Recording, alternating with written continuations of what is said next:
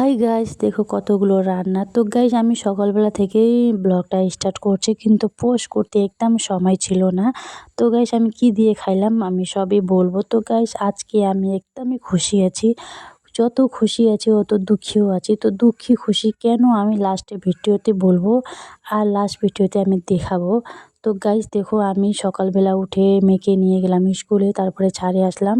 তো গাইস স্নান টান করে পূজা দিলাম, পূজা দিয়ে এখন আমি ভাত খাইতেছি। তো সবজি ছিল কচুর ভর্তা, তারপরে কাঁঠালের সবজি, তারপরে করলা আলু ভাজা। তো গাইস তো দেখো আমি এখন খাইতেছি। তো আমি এখন ঘরের মধ্যে এলোমেলো করে দিচ্ছি। তো আমি আজকে আমার স্পেশাল মানুষ আসবে, তো কে লাস্টে ভিডিও আমি বলবো।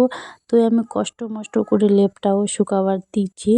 তো এখন না আমাকে সেই গরম গরম লাগতেছে। তো খাওয়া দাওয়া পরে তো আবার বেশি গরম। তো আমি মেয়েকেও নিয়ে আসলাম স্কুল থেকে। তো দেখো আমার মেয়ে স্কুল থেকে আসলে সোদা লাগবেই।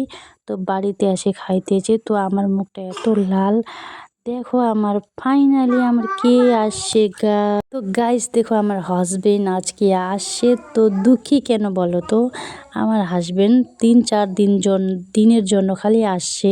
তো কেমন লাগছে ভিডিওটা অবশ্যই জানাও।